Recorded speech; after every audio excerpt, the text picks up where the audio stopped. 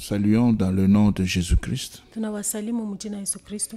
C'est l'émission Alpha Lumière Ni émission Alpha Lumière. que vous avez l'habitude de suivre à la radio Golgotha. Ile munazoeza kufuata ku radio Golgotha. Le numéro de téléphone Namba yetu ya simu za mkono 0971 0971 452 452 655 655 082 082 515 515 0184. 0184. Donc vous pouvez facilement nous joindre à ce numéro-là Munaweza kepesi kutupata ku hii namba afin de poser des questions ou de nous donner vos avis. ili mupate kuuliza swali yenu au kutupatia mawazo yenu. Alors aujourd'hui, nous allons parler du fait d'être ouvrier avec Dieu dans les 5 ministères. Leo tutasemea kuwa wafanyakazi pamoja na Mungu ndani ya utumishi 5. Parce que dans Ephésiens 4, Kwa sababu mwa Efeso sura ya 4 nous pouvons lire pour commencer tunaweza kusoma juu ya kwanza au verset 11. kwa mstari ya 11. Paul parle Paulo anasema et Paul nous présente les ministères reconnus. na Paulo anatonesha utumishi ile najulikana. Les ministères reconnus dans le modèle apostolique Utumishi ile najulikana ndani ya mfano ya mitume au verset 11 d'Éphésiens 4. kwa Efeso sura ya 4 mstari ya 11. Alors il dit ceci: Anasema hivi, et il a donné les uns comme apôtres na alitoa wengine kuwa mitume et les autres comme prophètes, na wengine kuwa manabii les autres comme évangélistes, na wengine kuwa wahubiri wa habari njema les autres comme pasteurs et docteurs. na wengine kuwa wachungaji na walimu. Maintenant au verset 12, il donne l'objectif. Sasa kwa mstari ya 12 analeta shaba. Il dit pour le perfectionnement des saints, Anasema kwa kusudi la kukamilisha watakatifu en vue de l'œuvre du ministère kwa kazi ya utumishi et de l'édification du corps de Christ. hata mwili wa Kristo ujengwe. Voilà l'objectif Mnaona donné hapa shaba banaileta et les 5 ministères cités. na utumishi 5 banaitaya. Alors aujourd'hui, on veut voir comment est-ce que dans les 5 ministères, Leo tunapenda kuona mfano gani ndani ya hii utumishi 5 on peut être ouvrier avec Dieu. tunaweza kuwa wafanyakazi pamoja na Mungu. C'est-à-dire comment on peut collaborer avec Dieu dans les 5 ministères. Nisema mfano gani tunaweza kutumika pamoja na Mungu muhimu utumishi 5. Mais avant cela, Lakini mbele ya ile nous voulons terminer la partie qui était restée en rapport avec l'intercession. tunapenda kumaliza ile kipande ilibakia kufuatana na kuombea. Et en même temps aussi, combler la promesse que vous avez reçue. Na kisha kujibu kwa ahadi ile tulimipokea. Alors, nous avions dit ceci: Tulisema hivi, intercéder, kuombea c'est chercher la faveur de Dieu pour quelqu'un d'autre. ni kutafuta huruma ya Mungu juu ya mtu mwingine. On prie pour quelqu'un d'autre, Munaombea mtu mwingine, on s'adresse à Dieu pour quelqu'un d'autre, mko nasema na Mungu juu ya mtu mwingine afin que Dieu puisse lui accorder une faveur quelconque, ili Mungu amhurumie mambo fulani. que Dieu puisse manifester sa grâce Mungu apate kuonekanisha neema yake dans sa vie. ndani ya maisha yake. C'est ce qu'on avait dit Njoo ile tulisema et c'est ce que nous avions appelé intercession. na njoo ile tuliita kuombea. Maintenant dans Romains 8, 26, 27. Sasa mu Roma sura 8 mstari 27. Romains chapitre 8, Wa Roma sura ya 8 le verset 26 et 27. mstari ya 26 27. Et là nous allons voir Na kule tutaona que même l'Esprit de Dieu prie, ya kama hata roho wa Mungu iko naomba, même l'Esprit de Dieu intercède. hata roho wa Mungu iko naombea. 26. 26.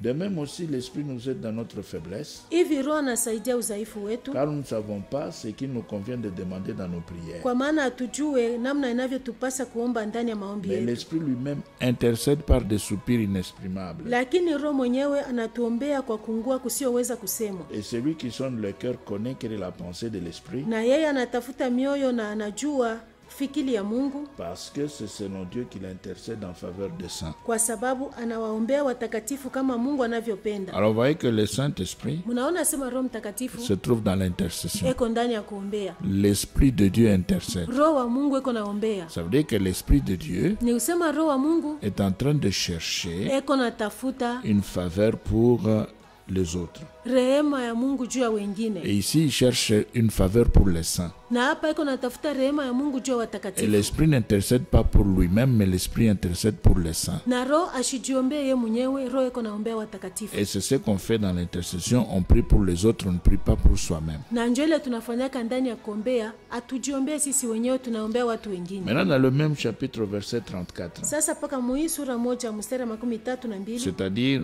Romains 8, 34, wa Roma sura 8 mstari 34, on nous dit ceci, bana tuambia hivi: qui les condamnera? Christ est mort, ni nani atawahukumu? Ndiye Kristo alikufa, bien plus il est ressuscité, ndio zaidi amefufuka, il est à la droite de Dieu naye yuko kwa mkono wa kume wa et Mungu, il intercède pour nous. tena ndiye anayetuombea. Alors après l'Esprit de Dieu, nous voyons que Christ aussi est dans l'intercession. Kisha roho wa Mungu tunaona sema Kristo na yeko ndani ya Et kuombea. il est dit qu'il intercède pour nous. Banasema eko natuombea. Il intercède pour nous, ça veut dire qu'il cherche des faveurs de Dieu pour nous. Eko natuombea ni kusema eko natafuta rehema ya Mungu juu yetu. Il veut que Dieu puisse nous accorder sa grâce. Anapenda Mungu atujalie neema. Il ne prie pas pour lui-même, Christ, mais il prie pour nous. Kristo ashijiombee yeye mwenyewe, lakini eko natuombea sisi. Il veut que Dieu puisse faire quelque chose dans nos vies. Anapenda Mungu afanye kitu moja ndani ya maisha Et yetu. c'est pourquoi il intercède. Na ndio maana eko naombea. Alors dans Hébreu, Mwaebrania au chapitre 7, kusura ya 7 nous voyons aussi là tunaona tena kule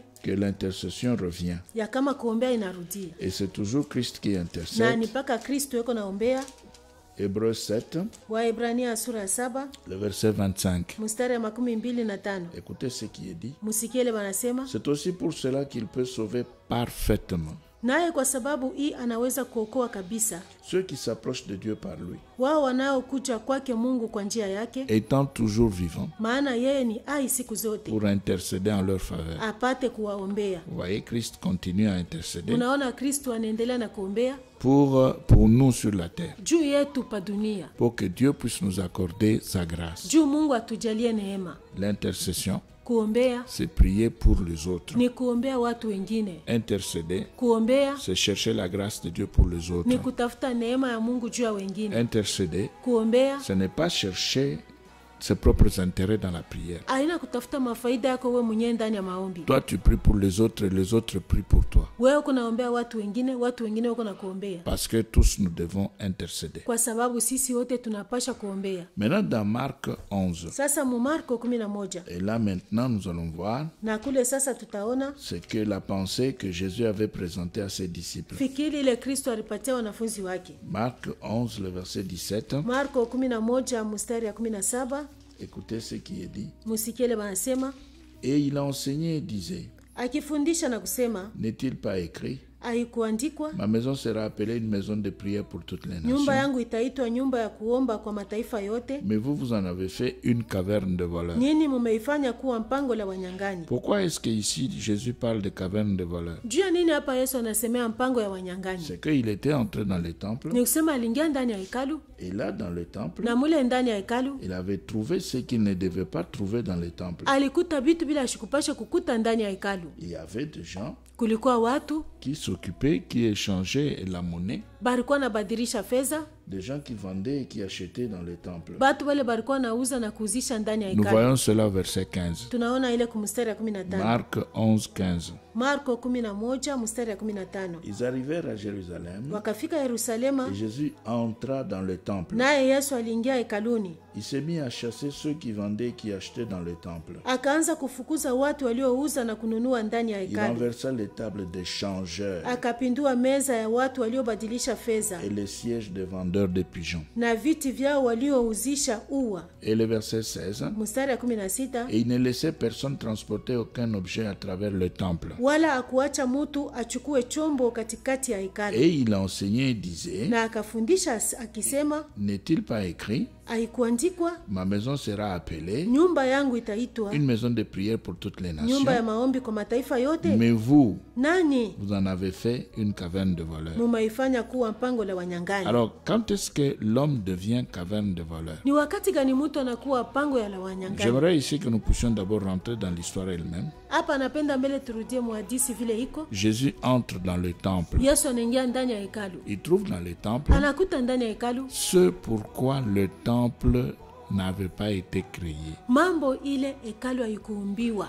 Le temple avait été créé pour la prière. Hekalu iliumbiwa juu ya maombi. Le temple avait été créé, fabriqué, construit pour la parole de Dieu. Hekalu iliumbiwa inajengwa juu ya neno la Mungu. Le temple avait été construit pour la prière. Hekalu ilijengwa juu ya maombi. Mais quand Jésus entre dans le temple, Sasa wakati Yesu anaingia ndani ya hekalu, il trouve autre chose. anakuta mambo ingine. Ce n'était pas l'objectif pour lequel on avait construit les temples. Haikukuwa shabaha ile balijengea hekalu. Maintenant, il trouve les vendeurs, Sasa anakuta watu wa il kuzisha, trouve les acheteurs. anakuta wa kununua. Même si c'est qu'on vendait, Hata kama ile balikuwa nauzisha, on devait utiliser cela pour la loi. balipasha kuitumia juu ya sheria. Même s'il y avait des changeurs de monnaie parce qu'il fallait des pièces pour l'accomplissement de certaines prescriptions de la loi. Hata kama kulikuwa wa kubadilisha fedha juu kufatana na sheria ilipasha kuleta fedha. Même si cela était rattaché à la loi, Hata kama ile iliambatana na sheria, ces gens n'avaient pas le droit de le faire dans le temple. hawa watu hawakukuwa na haki ya kuifanya ndani ya hekalu. Parce que le temple n'avait pas été construit pour les changeurs de monnaie, les vendeurs de pigeons. Kwa sababu hekalu haikujengwa ili mkuwe wale wako nauzisha na wale wako nabadilisha fedha. Bref, Jésus ne voulait pas laisser le marché dans le temple. Mukifupi, Yesu ashikupende kuacha soko ndani ya hekalu. Maintenant, il va chasser. Sasa atafukuza, Il va prendre maintenant un fouet. atachukua sasa Il fimbo, va renverser les tables. atabadilisha meza, Mais il va donner une leçon. lakini ataleta mafundisho. Il va dire, Atasema, ma maison sera appelée une maison de prière. nyumba yangu itaitwa nyumba ya maombi, Mais vous, lakini nini? vous en avez fait une caverne de valeur. Munaifanya kuwa mpango la wanyang'anyi. Alors maintenant, quand est-ce qu'on devient caverne de valeur? Ni wakati gani mtu anakuwa mpango la C'est wanyang'anyi? quand on laisse le pourquoi de l'intercession. Ni wakati mtu anaacha shabaha ya kuombea, Et on commence à prier pour autre chose. anaanza kuombea vitu vingine. On devient alors caverne de valeur. Pale mtu anakuwa mpango la Parce wanyang'anyi, que dans la nouvelle alliance, kwa sababu mwagano jipya le temple de Dieu, c'est l'homme. hekalu ya Mungu ni mtu. Maintenant, quand l'homme laisse l'intercession, Sasa wakati mtu anaacha kuombea, il s'accroche à autre chose, anaambatana na vitu vingine, il s'attache à ses intérêts, anaambatana na mafaida il yake, commence à prier pour les choses de la terre, anaanza kuombea vitu hapa il dunia, ne se dépense que pour le bonheur terrestre. anaanza kujipigapika mpaka juu ya heri hapa Eh dunia. bien, cet homme a laissé l'intercession, Huyu mtu anaacha kuombea, il devient caverne de valeur. anakuwa pango la wanyang'anyi. Dans Hébreux chapitre 3, le verset 6, Mwaebrania sura ya 3 mstari ya 6, vous allez voir mutaona qu'effectivement l'homme ya kama hakika mutu est le temple de Dieu dans la nouvelle alliance. eko hekalu la Mungu mwagano jipya. Hébreux 3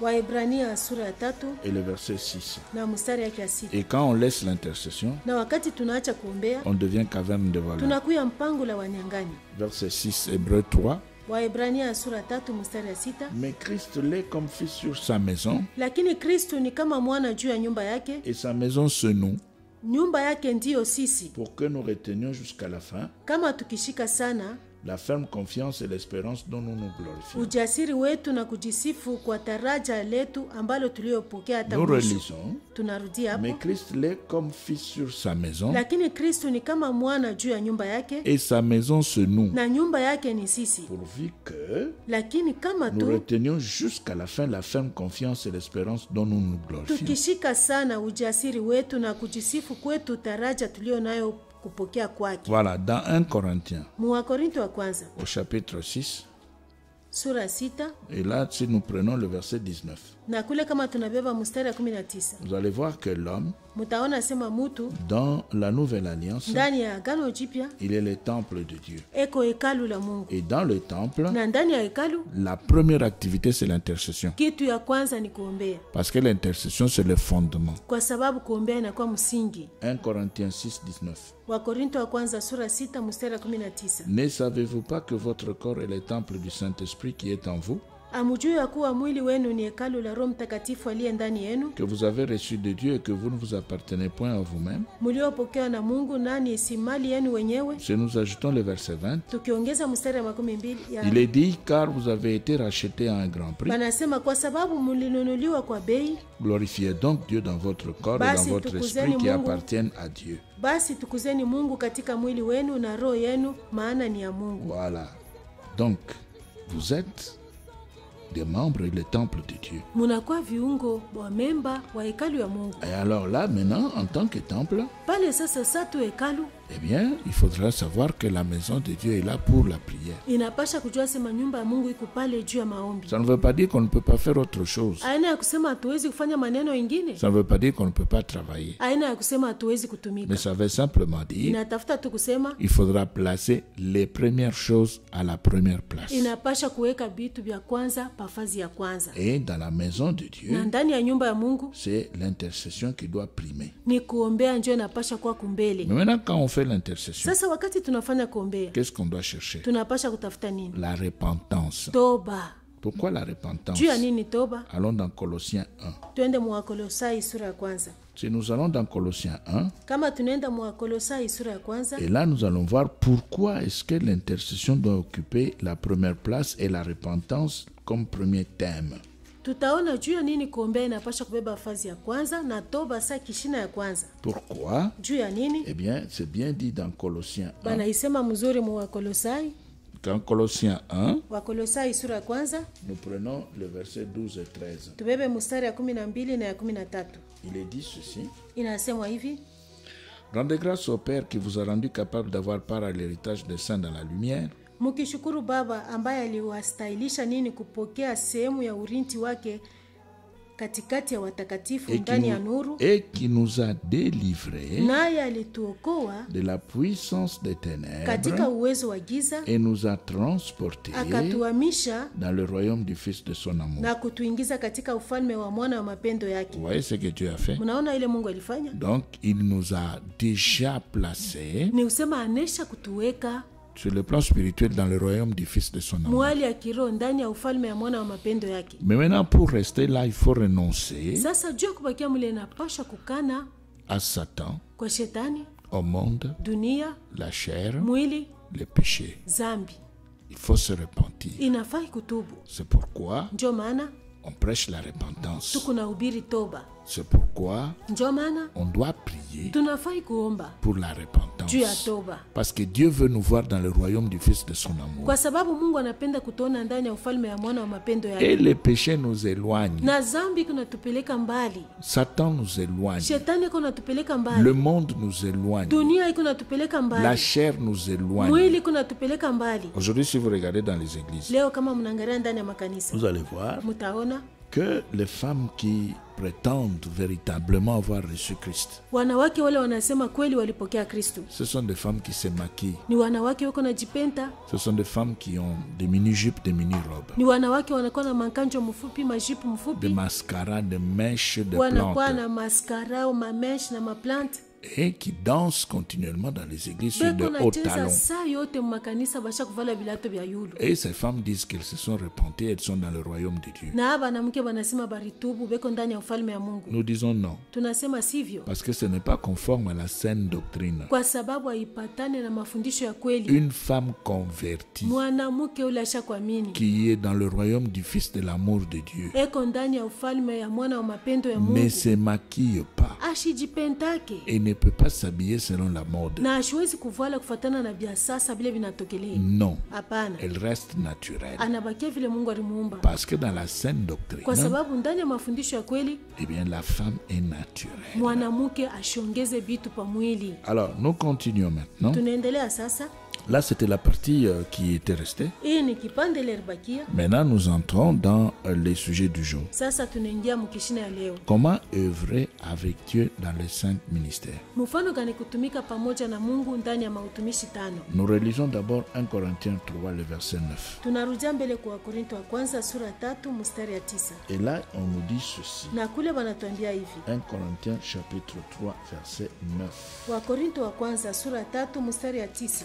Car nous sommes ouvriers avec Dieu. Maana sisi ni wafanyakazi pamoja na Mungu. Vous êtes les champs de Dieu, Nini ni shamba la Mungu? l'édifice de Nini Dieu. ni jengo la Mungu? Alors, ici, Hapa pour être ouvrier avec Dieu, juu ya kuwa wafanyakazi pamoja na Mungu dans les cinq ndani ministères, ya mautumishi tano, il faut avoir d'abord la révélation personnelle inafai mbele kuya na ufunuo ya upekee et la révélation de la parole de Dieu. na ufunuo ya neno la Mungu. Donc la révélation personnelle d'abord, Mbele ufunuo ya upekee c'est-à-dire ni kusema l'homme qui vient mutu ule anakuja pour pouvoir travailler avec juu Dieu, ya kutumika pamoja na Mungu, devenir ouvrier avec Dieu, kuya mfanyakazi pamoja na Mungu, comme il doit travailler avec Dieu, Sa vile anapasha kutumika pamoja na Mungu, il doit d'abord se découvrir en Dieu. anapasha mbele kujivumbua ndani ya Mungu. Tu vas travailler avec Dieu, mais tu ne connais pas comment est-ce que ce Dieu-là te voit. Utatumika pamoja na Mungu lakini haujue mfano gani ule Mungu yuko na kuona. Comme tu vas pour travailler avec lui, Sa vile unaenda jua kutumika pamoja naye, cherche d'abord à te connaître tafuta mbele kujijua en Dieu, ndani ya Mungu, dans sa volonté, ndani ya mapenzi dans yake, ses pensées, ndani ya mafikiri dans yake, ses voies. ndani ya manjia yake. Comment est-ce que Mfano gani celui avec qui tu vas travailler te voit? ule unapenda kutumika pamoja naye eko na kuona? Comment est-ce qu'il te considère? Eko na kuona mfano gani Pour lui, juu yake? comme tu t'es approché pour travailler avec Sa lui, vile unakaribia juu ya kutumika pamoja naye, comment il veut recevoir ton travail? mfano gani anapenda kupokea kazi yako? Où est-ce qu'il va te placer? Atakuweka wapi? Pour lui, qu'est-ce que tu dois faire auprès de lui comme travail? Juu yake unapaswa kufanya nini karibu naye sa kazi? C'est ce que nous appelons révélation Njo personnelle. ile tu kunaita ufunuo ya upekee. Maintenant, toi, tu peux aller pour travailler avec lui. Sasa wewe unaweza kwenda juu ya kutumika pamoja naye. Lui te considère comme un charpentier. Yako na kuona saa mtu wa kupika mbao. Ça, c'est un exemple. Hii ni mfano tunaleta. Mais toi, tu viens comme maçon. Sasa wewe unakuwa saa mjengaji. Tu dis non, moi j'aime la maçonnerie. Unasema mimi shakupendaka kujenga. Et comme ça, je vais prendre ce qu'on appelle truelle. Hivi mitabeba Et triwele. j'aurai une bêche. Mitakuwa na posholo. Ah, j'aime ça. Mimi napendaka ile Alors maintenant, kazi. comme je vais devenir ouvrier avec lui, Sasa vile mimi napenda kuwa mfanyakazi pamoja c'est na ce que je Mungu. vais faire pour lui. Njoo ile mimi napenda kumfanzia. Ça, c'est toi. Ile ni wewe. Mais maintenant, lui, Sasa yeye dans sa tête, ndani ya kichwa dans yake, ses pensées, ndani ya mafikiri dans yake, ses voies, ndani ya manjia yake, pour lui, tu es charpentier. juu yake wewe kuwa kupika kapuloshi. Voilà. Pour lui, toi, tu dois t'occuper de toi de maison. Wewe unapasha pa kupika malata na Maintenant, mambao. comme toi, tu ne te connais pas, Sasa vile wewe ujijue, maintenant, tu vas t'accrocher à la maçonnerie. utaambatana na kazi ya mjengaji. Et maintenant, lui ne sera pas d'accord parce que ce n'est pas ce qu'il attendait de toi. Sasa yastaitika kwa sababu haina ile alichunga Voilà kwako. pourquoi il faut se découvrir Muone juu ya nini napasha dans kujivumbua ses pensées et ses voies, ndani ya mafikiri yake na njia zake, découvrir son identité spirituelle kufumbula kile uko mukiro avant de commencer à travailler. mbele ya kwanza kutumika. Alors, il y a un exemple simple Kuna kwa mfano moya mwepesi dans Jean 1, mu Yohana sura ya kwanza 19-23. 19:23. Nous lisons Tutasoma Jean 1, 19-23. Yohana sura ya kwanza mstari ya 19 kufika 23. Voici le témoignage de Jean lorsque les Juifs envoyèrent de Jérusalem des sacrificateurs et des Lévites Hii ni ushuhuda ya Yohane wakati wa Yuda walipotuma kwake makuhani na Walawi pour lui demander kutoka Yerusalema wamuulize, toi qui es-tu? wewe nani? Il déclara et ne le nia point. Naye alikiri akukana. Il déclara qu'il n'était pas le Christ. Alikiri kama yeye siye Kristo. Et ils lui demandèrent, Basi wakamuuliza, quoi donc? nani basi? Es-tu Élie? Wewe Elia? Es-tu Élie? Wewe Elia? Alors, il va répondre maintenant. Sasa atajibu. Il dit, Anasema, je ne le suis point. mimi siye. Es-tu le prophète? Wewe nabii? Il répondit non. Akajibu, Ils lui sivyo. dirent alors, Basi qui wakamwambia, es-tu? wewe nani? Afin que nous donnions une réponse à ceux qui nous ont envoyés. Tuwezi kujibu waliotutuma. Que dis-tu de toi-même? Unasema nini juu yako mwenyewe? 23. 23. Moi, dit-il, Akasema, je suis mimi la voix de celui qui crie dans les ni déserts. sauti ya mtu anayepaza sauti jangwani. Aplanissez les chemins du Seigneur, Nyosheni njia ya Bwana comme a dit Esaïe le kama prophète. alivyosema nabii Isaya.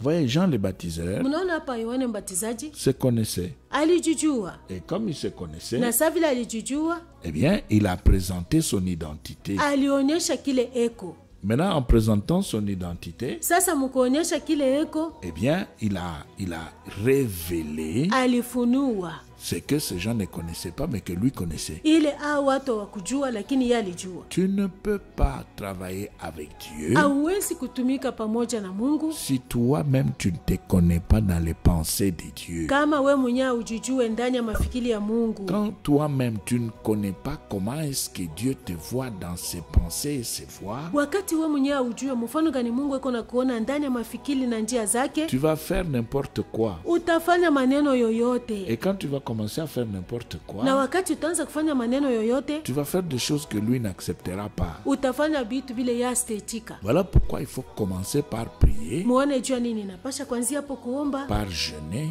kufunga chakula, par veiller, kukesha, pour pouvoir se découvrir dans les pensées et voies de Dieu. ili upate kujivumbua ndani ya mafikiri na njia za Mungu. Et là, on va découvrir le travail qu'on va faire. Na kule utavumbula kazi ile utafanya. Maintenant, quand on découvre le travail qu'on va faire Sasa wakati unavumbua kazi ile utafanya dans les pensées et voies de ndani ya Dieu, mafikiri na njia za Mungu, on va se mettre maintenant dans ce travail-là. utajiweka sasa ndani ya ile Et kazi. quand on va commencer à le Na faire, wakati utaanza kuifanya, lui sera d'accord parce que c'est ce qu'il te voyait faire avant ton arrivée. yeye atakubali kwa sababu njole alikuwa anakuona kunafanya mbele ya wewe kufika. Et c'est ce qu'il attendait de toi. Na njole alikuwa anachunga kwako. Maintenant, quand tu vas commencer à le faire, il Sasa sera wakati avec utaanza toi. kuifanya atakuwa pamoja Il nawe. sera d'accord avec toi. Atakukubali. Maintenant, tu deviendras ouvrier avec lui. Sasa utakuwa mfanyakazi pamoja Et naye. il va te Na bénir, atakubariki, il va te protéger, atakukinga, il va te donner tout ce qu'il faut atakupatia yote ile inapashwa pour que tu puisses continuer à faire le travail avec lui. ili uendeleshe na kufanya kazi pamoja naye. Maintenant,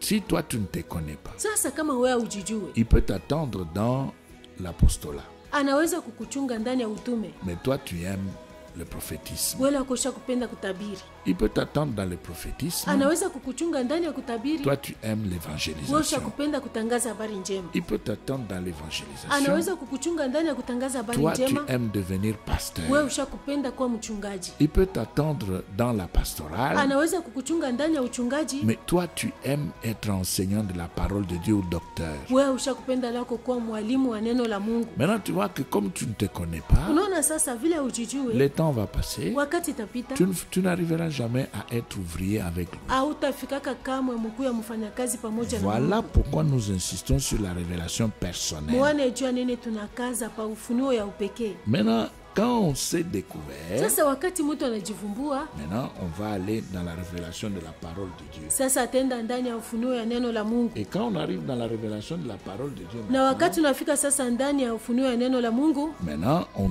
doit absolument sasa unapashwa hakika étudier les Écritures, kufunda maandiko, étudier la parole de Dieu, kufunda neno la Mungu, étudier la Bible, kufunda Biblia, prendre son temps kubeba wakati yako pour juu lire, ya kusoma, comprendre kuelewa et poser des questions. na kuuliza. Et si on a la possibilité de faire une école biblique, Na kama kuna ile bahati ya kufanya masomo ya Biblia, on peut aller faire l'école unaweza kwenda biblique. kufunda masomo ya Biblia. Et si on a la possibilité de faire la théologie, Kama kuna bahati ya kufunda teolojia, on peut aller faire la théologie. unaweza kwenda kufunda teolojia, Parce qu'il y a une différence entre école biblique et théologie. kwa sababu kuko achanisho katikati ya masomo ya Biblia na teolojia. On peut bien le faire. Tunaweza kuifanya Parce qu'aujourd'hui, kwa sababu leo il y a des gens qui se connaissent, kuko watu wanajijua, qui avaient pris le temps de prier, de se découvrir dans les pensées et voies de Dieu. walichukua wakati ya kuomba juu ya kujivumbua ndani ya mafikiri na njia za Mungu, Mais ils ont commencé le travail lakini walianza kazi avant d'avoir étudié la parole de Dieu. mbele ya kufunda neno la Mungu. Maintenant, regardez ce qu'ils enseignent. Sasa mwangalie bile beko nafundisha, Ils commettent des erreurs par rapport à la doctrine. beko nafanya makosa kufuatana na C'est mafundisho. vrai, ils avaient reçu l'appel de Ni Dieu. kweli walipokea mwito ya Mungu, Mais regardez, lakini mwangalie pourquoi est-ce qu'ils tolèrent juu ya nini banavumilia la danse dans l'église, kucheza ndani ya kanisa, la danse liturgique, kucheza ya makanisa, la danse prophétique, kucheza ya kinabii, la danse d'adoration, kucheza ya kuabudu, la chorégraphie, kufanya misululu sama teatre les munacheza, femmes mal habillées, wanawake wa kuvaa vibaya, maquillées. washa kujipenda. Pourquoi ils tolèrent? Juu ya nini wanavumilia? Pourquoi ils tolèrent ces Juu choses? ya nini wanavumilia ile Ben, vitu? c'est parce qu'ils n'ont pas étudié les Écritures. Ni kwa sababu hawakujifunza C'est maandiko, parce qu'ils n'ont pas étudié la saine ni doctrine. kwa sababu hawakujifunza mafundisho ya Et kweli. comme ils ne connaissent pas la saine doctrine, Sasa vile hawajua mafundisho ya kweli, ils vont maintenant organiser des cérémonies de mariage dans les églises. sasa wataanza kutayarisha mambo ya kubariki ndoa mkanisa. Mais quand vous regardez dans la Bible, Lakini kama mnaangalia ndani ya vous Biblia, ne verrez nulle part hamutaona hata fazi moja où Jésus, kule Yesu où ses apôtres avaient béni un mariage. au mitume yake walibariki ndoa. Jésus avait été invité dans un Yesu mariage, alialikwa ndani ya ndoa moja, noces de Cana. karamu ya kukanana. Il était parmi les invités. Alikuwa katikati ya wale walialikwa, Et là, parmi les na invités, pale katikati ya wale il n'avait walialikwa pas été appelé pour venir bénir. asikuitwa juu abariki Non, ndoa. il était parmi les invités. Hapana, alikuwa katikati ya Et walikwa, lui-même, quand il est arrivé, na yeye mwenyewe wakati il n'a alifika même pas cherché à bénir. ashikutafuta hata kubariki Non, ndoa. il est resté parmi les invités. Hapana, alibakia Comme katikati ya tout walikwa, invité. sa mwalikwa wote. C'est tout. Kunaisha. Mais aujourd'hui, Lakini leo pourquoi on organise des cérémonies? juu ya nini tu kunatengeneza vya kufanya vya Mais c'est mingi? parce qu'on est encore esclave du Ni catholicisme. juu tungariki kubariki batumo ya bukatolika. Et c'est pourquoi on organise des cérémonies de mariage dans les églises. Tunatayarisha mambo ya kubariki ndoa mkanisa. Mais pourquoi on le fait? Juu ya nini On tukunaifanya? n'a pas étudié les Écritures. Hatukujifunza maandiko. On ne prend même pas le temps de lire Hatubebe hata wakati ya kusoma. pour voir Juu ya kuona qu'est-ce que les apôtres avaient fait. wamitume walifanya nini? Qu'est-ce que les apôtres nous recommandent. Wamitume wanatuagiza Nous nini? disons simplement Tunasema tu kepesi. que Paul est l'apôtre des nations. Paulo anakuwa mtume wa mataifa. Et c'est lui qui nous a apporté la parole de Dieu. Na yeye ndio alituletea neno la Mungu. Mais nous ne connaissons même pas ce que ce Paul nous a enseigné, Lakini hatujua hata bila huyu Paulo alitufundisha. ce qu'il a donné dans ses lettres. Bila alileta ndani ya mabarua zake. Et c'est pourquoi dans les églises aujourd'hui, Na ndio maana ndani ya makanisa leo on applique n'importe quoi. tukunatenda maneno yoyote. On n'a pas suivi l'enseignement de Paul. Hatukufuate mafundisho ya Paulo. Vous allez voir des pasteurs dans les Saint-Valentin. Mutaona tu mchungaji mzima anaingia ndani ya mambo ya Saint Dans Valentin. cette fête de Saint-Valentin, Mwi karamu ya Saint Valentin. la femme et les pasteurs croient que c'est ce qui doit être fait. Mchungaji anaona sema njoo ile inapaswa kufanya. Et sa femme est en rouge noir, lui-même aussi en rouge Bibi noir. yake anavaa la rouge na noir na yeye mwenyewe anavaa la rouge na noir. Et vous allez voir dans les églises, on organise des fêtes anniversaires. Mutaona makanisa biko natayarisha makaramu ya kumbukumbu ya kuzaliwa. C'est anti-biblique. Ile yote aina ya kibiblia. Maintenant, quand on enseigne cela, Sasa wakati tunafundisha ile les gens s'énervent. watu wanakasirika. S'énervent pourquoi? Wanakasirika juu ya nini? Ils s'énervent parce qu'ils n'ont pas l'habitude d'étudier la parole de Dieu, ne connaissent pas ce qui se trouve dans la Bible. Wanakasirika kwa sababu hawana na zoezi wa kufunda neno la Mungu hawajui ile ndani ya Biblia. Dans Ésaïe 8, Muisaya sura ya 8 nous allons lire le verset 20. tutasoma mstari ya 12. Il est dit ceci. Banasema hivi, Ésaïe 8 Isaya sura ya 8 et le verset 20. na mstari ya 12. Vous allez entendre ce que le prophète dit. Mutasikia ile nabii anasema Il est poussé par l'Esprit de Dieu. anasukumwa na roho ya Mungu. Alors, on nous dit ceci. Banatuambia hivi 20. 12, À la loi et au témoignage. kwa sheria na kwa ushuhuda. Si l'on ne parle pas ainsi, il n'y aura point d'horreur pour le peuple. Kama awasemi sawasawa na neno ili kweli, hapana saburi kwao. Vous voyez, il est question de la révélation de la parole de Dieu. Banasema juu ya ufunuo ya neno la Quand Mungu. on vous dit à la loi et au témoignage, Wakati banasema kwa sheria na ushuhuda, il est question de la parole de Dieu, de la révélation. beko nasemea neno la Mungu ufunuo. Comment est-ce qu'on va passer de la loi Mfano gani tutatoka kusheria pour aller au juu témoignage? ya kwenda kuushuhuda, De l'Ancien kutoka kwa vers zamani le Nouveau kwenda Testament. ku agano jipya. Comment est-ce qu'on va quitter l'Ancien Testament pour la Nouvelle Alliance? Mfano gani tutatoka agano la kale juu ya kuingia mu agano jipya? Le pont, c'est la révélation. Kule kutambuka kilalo inakuwa ufunuo. Mais Dieu ne peut pas révéler à un homme ce qu'il n'a pas étudié dans la parole de Dieu. Sasa Mungu ashiwezi kufunulia mtu bila ashikufunde ndani ya neno la Mungu. Comment est-ce que l'Esprit de Dieu va constituer le dépôt? Toi, tu n'aimes pas étudier la Bible. Mfano gani roho wa Mungu ataweka akiba wewe upendake kufunda maandiko? C'est pourquoi nous avons des prédicateurs imitateurs. Ndio maana tunakuwa na wahubiri wako nafuatilisha. Et ils ne comprennent pas même parfois ce qu'ils sont en train d'enseigner. Masaa ingine abaelewa hata vile beko nafundisha. Et nous avons des gens qui commencent maintenant, par exemple, dans les services de baptême, à plonger les gens dans l'eau 7 fois. Tunakuwa na batu kwa mfano leo mambo ya kubatiza eko natumbukiza mtu mara 7. Non, Hapana. les apôtres n'ont jamais fait ça. Kwa mitume ya kufanyike vile. Maintenant, comme on n'a pas l'habitude d'étudier la Bible, Sasa vile hatuna na zoezi ya kusoma Biblia, la kujifunza, révélation de la parole de Dieu ne pourra pas être donnée. ufunuo ya neno ya Mungu hatuwezi kuipokea. Il est vrai que vous avez reçu votre appel. Ni kweli mulipokea mwito yenu. C'est-à-dire que vous avez une révélation personnelle. Ni usema Mungu na ufunuo ya Vous upekee. avez pris le temps de jeûner, de prier, de chercher la face de Dieu. Mulichukua wakati ya kufunga chakula, kuomba, kutafuta uso wa Mungu. Et vous avez fini par vous découvrir. Na mutafika paka mkujivumbua. Vous avez fini par connaître Mulifika paka mkujua ce qui se trouvait dans les pensées et voix de Dieu vous concernant. ile ilikuwa ndani ya mafikiri na njia za Mungu juu yenu. Mais regardez maintenant ce que vous êtes en train d'enseigner. Sasa mwangalieni vile Mungu anafundisha. Vous enseignez des mensonges. Mungu anafundisha mambo ya bongo. Pourquoi? Juu ya nini? Parce que vous n'avez pas étudié la parole de Dieu. Kwa sababu hamkufunda neno la Mungu. Vous êtes accroché seulement à l'appel. Musha kuambatana tu na mwito. Vous avez rejeté l'école biblique et la théologie. Munakatala masomo ya Biblia na teolojia. Vous regardez maintenant ce que vous faites. Sasa mwangalie vile Mungu anafanya. Vous baptisez les enfants. Mungu anabatiza watoto. Pourquoi? Juu ya nini? Parce que vous ne prenez pas le temps de lire la Bible. Kwa sababu ambebe wakati ya kusoma Biblia. On peut vous mentir. Banawezi kumilanda. Vous courez derrière les miracles. Munakimbilia miujiza. Pourquoi vous courez derrière les Juu miracles? ya nini munakimbilia mnakimbilia Pourquoi miujiza? vous êtes à la recherche de prophètes? Juu ya nini munatafuta wanabii? C'est parce que vous ne connaissez pas la parole de Dieu. Kwa sababu hamjui neno la Comme Mungu. vous ne connaissez pas la parole de Dieu, Vile hamjui neno la Mungu, voilà pourquoi muone kwa maana vous êtes dans les mensonges. mnakuwa ndani ya bongo. Alors maintenant, dans 2 Corinthiens, Sasa Wakorinto wa pili au chapitre 3,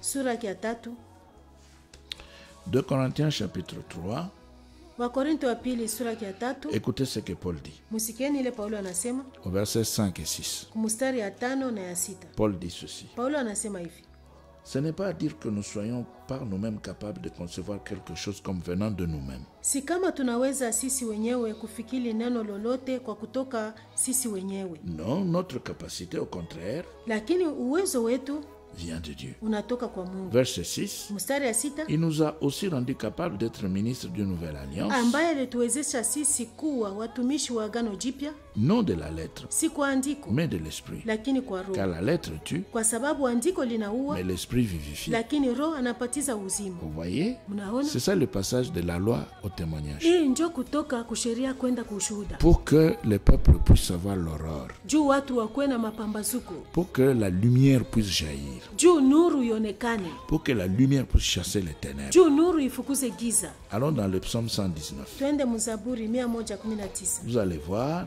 Mutaona que l'étude de la parole de ya Dieu kama kujifunza neno la Mungu permet à l'homme d'avoir la révélation de Dieu en ce qui concerne sa parole. inaruhusu mutu akuwe na ufunuo ya Mungu juu ya neno. Alors, dans le psaume 119, Mzaburi 119 qu'est-ce que nous trouvons là? tunakuta nini kule? Nous prenons d'abord le verset 99 Tunabeba mbele mstari ya 99 et le verset 100. na mstari ya 100. Il est dit ceci. Nasema hivi: Psaume 119, 99, 100. Zaburi 119 mstari ya 99 na 100. Je suis plus instruit que tous mes maîtres, Nina ufahamu kupita walimu wangu wote, car tes préceptes sont l'objet de ma méditation. maana shuhuda zako ninazifikiri. J'ai plus d'intelligence que les vieillards, Nina ufahamu kupita wazee, car j'observe tes ordonnances. kwa sababu ninafikiri mafundisho Vous yako. voyez? Mnaona Pourquoi est-ce que David dit juu ya nini Daudi anasema qu'il est plus instruit que tous ses maîtres? eko na ufahamu kuliko walimu wake wote?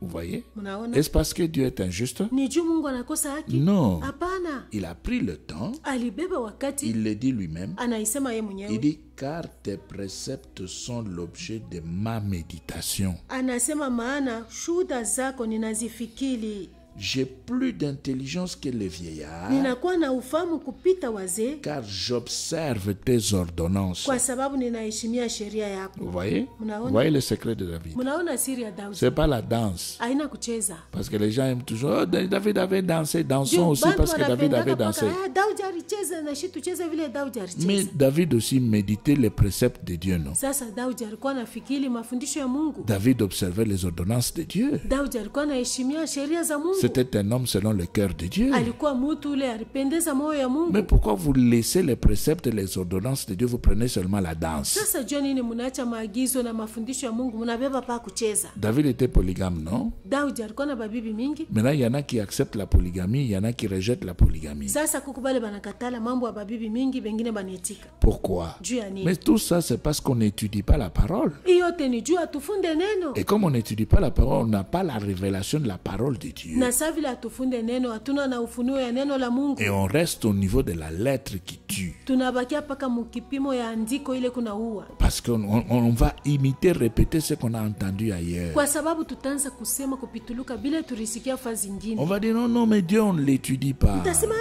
Mungu abamfundake. Non, Hapana. nous n'étudions pas Dieu, Atufunde Mungu, mais nous étudions sa parole tuko nafunda neno lake. pour que nous puissions mieux le connaître, pour bien le servir. Juu tumujue vizuri ili tumutumikie vizuri. Toujours dans le psaume 119, Paka Mzaburi 119, écoutez les versets 105. musikia mstari ya 105. Il est dit, Nasema ta parole est une lampe à mes pieds neno lako ni taa kwa miguu yangu et une lumière sur mon na sentier. nuru kwa njia yangu. Alors, c'est quelle parole? Ni neno gani? C'est quelle parole qui devient Ni neno gani ile nakuwa lumière sur le sentier? nuru juu ya njia? C'est comme une torche. Inakuwa saa taa. ou bien une lampe à pétrole.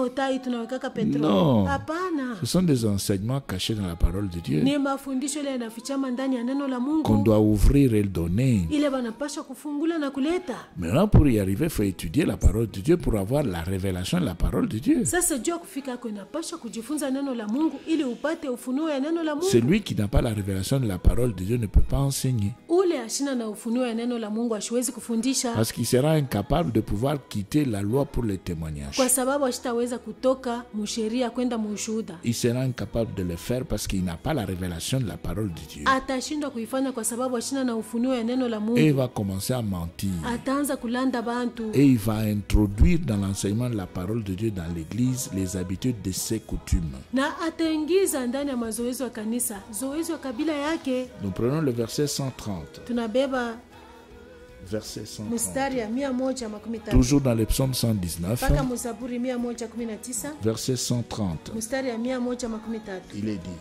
Anasema, la révélation de tes paroles est claire. kufunua kwa maneno yako kunaleta nuru, Elle donne de l'intelligence au simple. kunampa mjinga ufahamu. Voilà. Vous voyez? Mnaona? La révélation de tes paroles est claire Ufunuo ya maneno yako inaleta nuru, et elle donne de l'intelligence au simple. inampa mjinga ufahamu. C'est cela. Njoo ile. Il faut avoir la révélation de la parole de Dieu. Inafaa ikuwa na ufunuo ya neno la Parce que si Mungu. on n'a pas la révélation de la parole de Dieu, Kwa sababu kama hatuna na ufunuo ya neno la on Mungu, va enseigner n'importe quoi. tutafundisha maneno On sera dans yoyote. les mensonges. Tutakuwa ndani ya bongo. Alors nous prenons l'exemple de l'apôtre des nations Paul Tunabeba mfano ya mtume wa mataifa Paulo dans Galates. mu Galatia. Qu'est-ce qu'il nous dit? Anatuambia nini? Lui, l'apôtre qui nous a apporté la parole de Dieu. Yeye mtume ule alituletea neno la Mungu. Lui qui est venu nous faire connaître Dieu. Yeye ule alikuwa kutujulisha Mungu. Écoutez ce qu'il dit Musikie ile anasema. lui-même Ye mwenyewe. dans Galates 1, Mu Galatia sura ya kwanza 11-14. 11:14. Paul parle. Paulo yuko nasema. Écoutez ce qu'il dit. Musikie ile anasema. Galates 1, Wa Galatia sura ya kwanza 11-14. 11:14.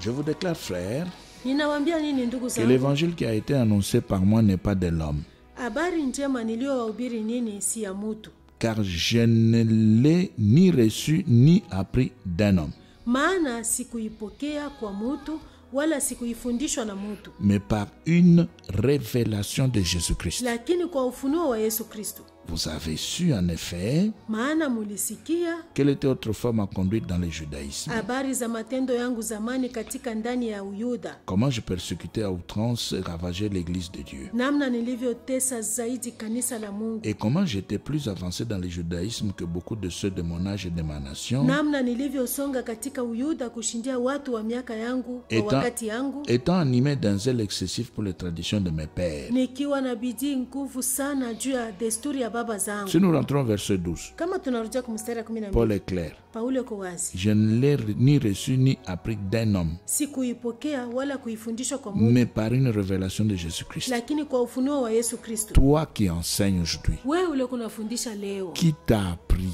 nani alikufundisha? qui t'a donné des leçons sur la parole de Dieu, Nani alikufundisha neno la Mungu? qui t'a montré cela, Nani alikuonesha hayo? qui t'a donné ce que tu enseignes là. Nani alikupatia ile kunafundisha? Et c'est pourquoi aujourd'hui, Na ndio maana leo comme on sait lire, sasa vile tunajua kusoma, on prend seulement la Bible, tunachukua tu on Biblia, commence à lire, tunaanza kusoma et on n'arrive pas à comprendre la pensée de Dieu, na atufike hata kuelewa fikiri ya Mungu, et on commence à parler. tunaanza tu kusema. C'est ainsi qu'il y a toujours Njoo hivi kunakuwa tupaka les églises des élus, makanisa ya les wachakuliwa, églises des hommes, makanisa ya watu, les églises de Satan. makanisa ya shetani. Dans les églises des élus, Makanisa ya wachakuliwa, eh bien, les gens travaillent watu wako natumika avec Dieu pamoja na Mungu dans la révélation de la parole de Dieu. ndani ya ufunuo ya neno la Mungu. Parce que quand Paul avait planté, Kwa sababu wakati Paulo alipanda, si Paul n'avait pas planté ce qui était conforme à la nature de Dieu, kama Paulo ashikupanda ile ilikuwa na hali ya neno la Mungu, Dieu ne pouvait pas venir pour faire croître. Mungu ashikuweza kuya jua kuikomesha. Si Dieu avait accepté de pouvoir venir pour faire croître, Kama Mungu aliitika kuja kukomesha, c'est que ce que Paul avait ni planté, kusema ile Paulo alipanda ce n'était pas délivré, haikukuwa magugu, c'était le vrai blé. ilikuwa ngano ya Et kweli. c'est pourquoi Dieu avait accepté Na ndio maana Mungu aliitika de faire croître cela. kukomesha ile, Même si hata kama aujourd'hui, Léo. il fait lever son soleil, anaonyesha jua il yake, fait pleuvoir ananyeshesha sur mvua le bon et sur le mauvais. juu ya wazuri na wabaya.